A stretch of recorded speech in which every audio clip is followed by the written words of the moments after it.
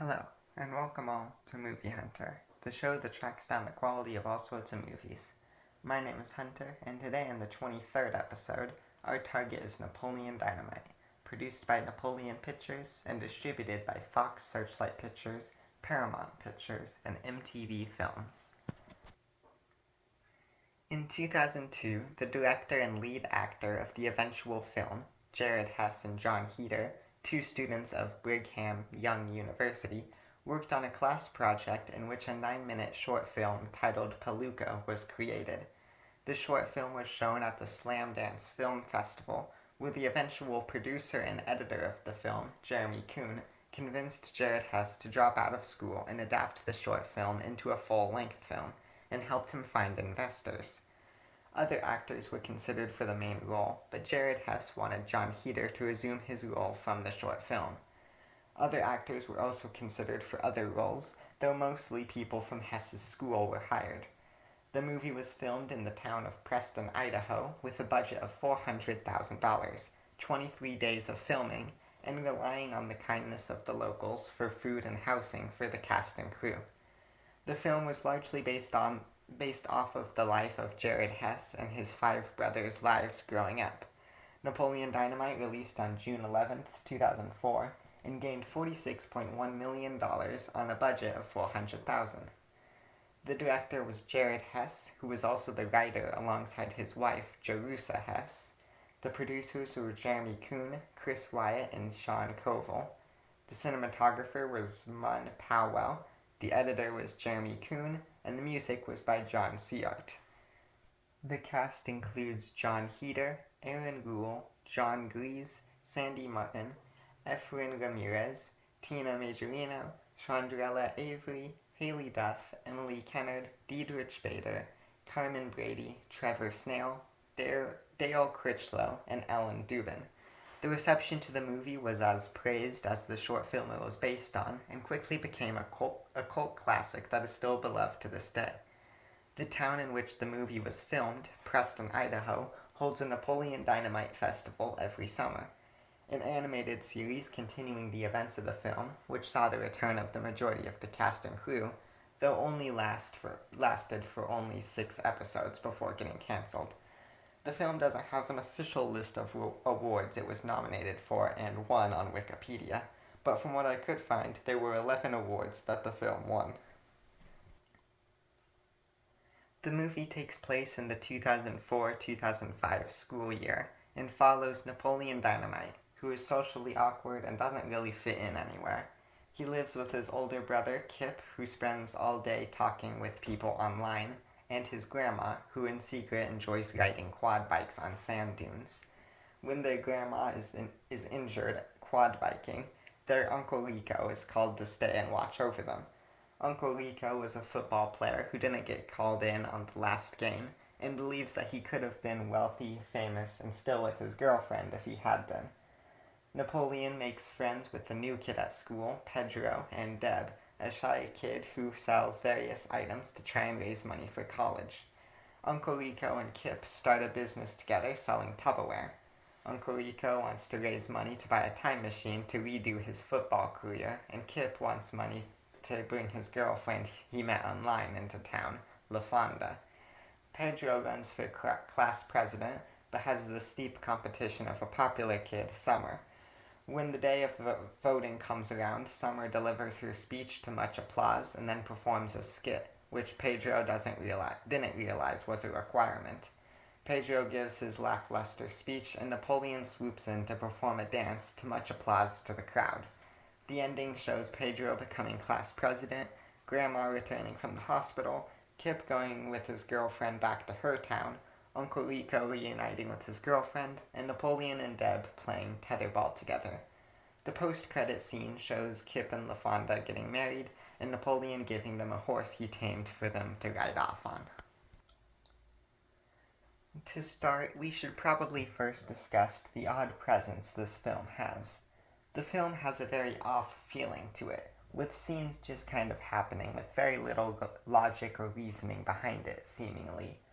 The dialogue is delivered with a certain amount of mundaneness or boredom, The characters themselves don't really get into many interesting shenanigans or go on a daring quest that makes them come to realizations or anything of the sort. The movie just kind of happens. Now, in most films, any one of these things would be a definite downside. However, here it is done with much intention and purpose. The exact point that this is trying to get across I will attempt to discuss throughout the duration of the video, but I still wanted to include a section where I attempt to summarize why this is exactly. The point, I think, is that the film isn't trying to uncover some deep truth or try and make the characters go on an amazing out-of-this-world adventure. It is simply a movie about life. I really appreciate the way this film is able to deliver the mundanity of everyday life. Napoleon just tries to get by for the most part.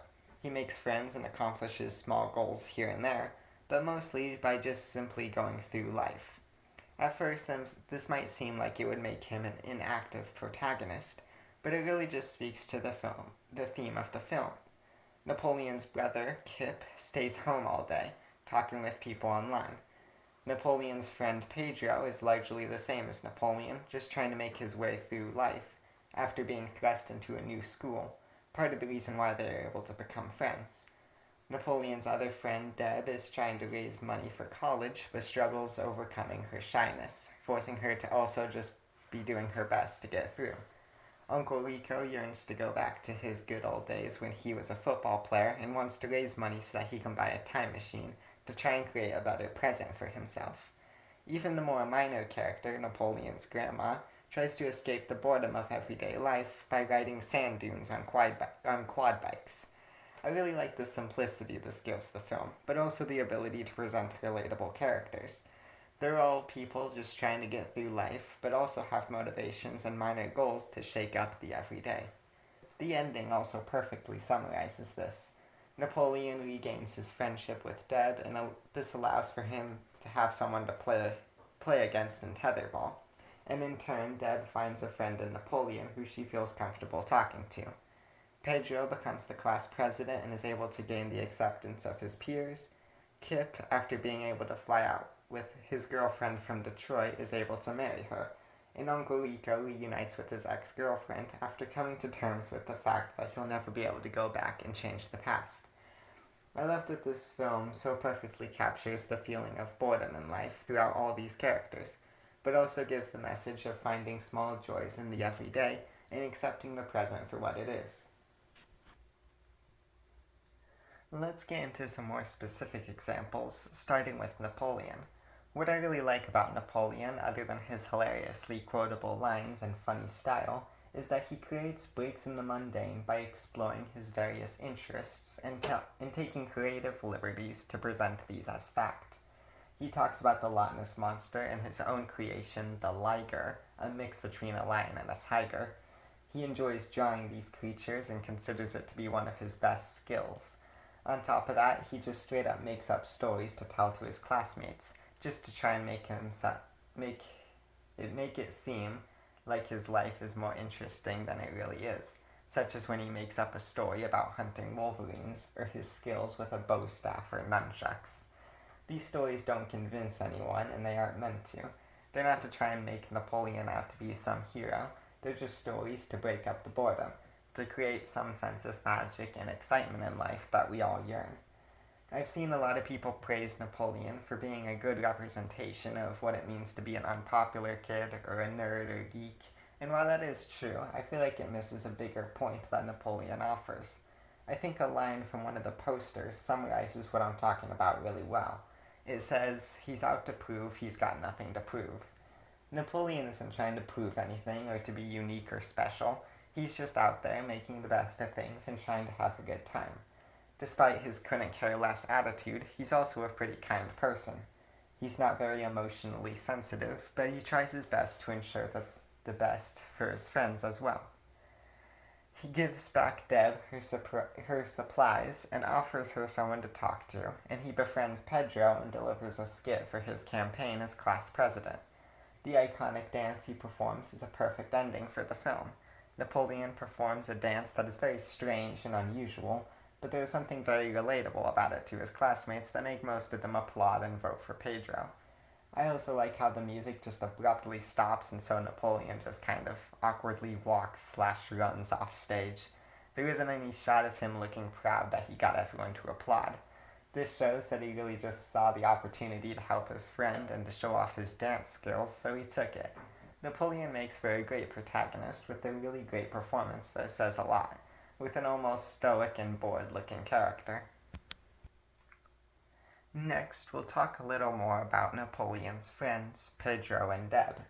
Pedro is a very fun character, as he is similar to Napoleon, who is obviously a fun character himself. What I really like about Pedro is that he isn't just there to give Napoleon someone to discuss ideas with or deliver exposition to the audience through. Later in the film, Pedro gets the desire to become class president. His competition is steep, having to face off against one of the popular kids, but he and Napoleon are able to learn what exactly is expected of them by observing what their opponent does. I like that there isn't really a reason for Pedro wanting to become president. It's just something that he wants to do, and so he and Napoleon work hard for it. Deb doesn't really have much in terms of story. She does give the additional layer of the theme, as I previously discussed, but in terms of plot, there isn't a whole lot to discuss. There is a plot where Uncle Rico messes up her and Napoleon's friendship, but it is rather quickly resolved, as it was just a simple misunderstanding, and it doesn't really feel like a whole lot more than just another thing that happens, to me at least. Either way, Pedro and Deb offer a lot of fun to be had within the main cast, though I do slightly prefer the other duo of characters that contribute to the film in a big way. Kip and Uncle Rico are really fun characters that offer a really fun B-plot to listen into in between scenes with Napoleon. Kip is a really fun character who bounces off of Rico well, and also has an interesting plot himself. Kip spends all day on the computer talking to people, and when Rico presents him with a business opportunity, he sees a way for him to raise money to bring his girlfriend to town so that they can meet in person. This leads him to going back to her town with her, and 2 months later them getting married. I think that this is a very interesting place to take his character. Being Napoleon's older brother who is out of high school, he still operates like Napoleon in that he is trying to find ways to break up the normal, but also slowly adapting into what will become the rest of his life. And so by having his break from the normal be getting his girlfriend into town, which leads to them getting married, I think, sets a very interesting character for Kip. Uncle Rico is a very fun yet oddly tragic character too. Rico was a great football player in high school and didn't get put in on his final game, which he believes cost them victory, as well as his chances of fame, wealth, and overall prosperity. Most recently, this has also been the blame for his girlfriend leaving him. He gets Kip in on this deal to become door-to-door salesman so that he can raise money to purchase a time machine that he found online. Rico eventually is able to buy the time machine, but obviously it was a scam and does nothing. Rico tries to get a refund and continues his sales, though they come to an abrupt stop when he is beat up by a client who just so happens to be the owner of a martial arts gym that Napoleon and Kip go to in the beginning of the film. At this point, Rico is forced to call it quits, and when Grandma returns from the hospital, Rico returns to his RV and goes back to making videos of himself playing football. This is when his ex-girlfriend comes back. It isn't explained why, we simply see her walking up to his RV and that's all. But by coming to terms with his inability to change the past, his present is able to improve. These two are very fun characters that offer a nice break in between scenes of Napoleon and his friends. Finally, I'd like to take a moment to appreciate the movie's plot progression and its iconic one-liners. I mentioned in the beginning that the movie just seemingly happens with very little logic or reasoning, and while that does seem like it's the case for the most part, there are some exceptions that I'd like to point out. Firstly, the film does a really good job of setting things up and paying them off. Things that seemingly happen for no reason actually pertain to what will happen next in the story. For example, there's a scene in which Kip comedically mentions that he is training to become a cage fighter, and we also see a scene in which a commercial is playing for a martial arts dojo. So, in the next scene, we see Napoleon and Kip going to the dojo. This may seem like an obvious storytelling technique that anybody could figure out, but in this case, where there is little communication between characters and scenes randomly start and stop, this instance of storytelling, by showing and not telling, is very appreciated. Another such instance is when Deb, as part of her sales pitch, gives Napoleon a photo of someone, asking if he'd like to look like this, before abandoning her sales pitch and leaving her stuff with Napoleon. This photo then reappears later when Napoleon shows the photo to Pedro, claiming it to be his girlfriend, which never gets proven wrong in the film, but we know is incorrect because we saw where he got the photo. These small details help move the plot around in a believable way and counteracts the feeling of randomness presented in the scene jumps.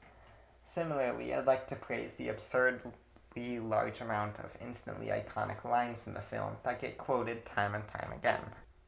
In practically every scene, there are numerous comedic lines that are endlessly quotable, from "Eat your tots, Tina" to "Vote for me and your wildest dreams will come true." Every character gets so many absurd lines that are delivered with such mundanity that it's hard not to laugh at them. It's hard to say what makes something so iconic in the eyes of the general public, but if it were easy, then every movie studio and brand would be doing it.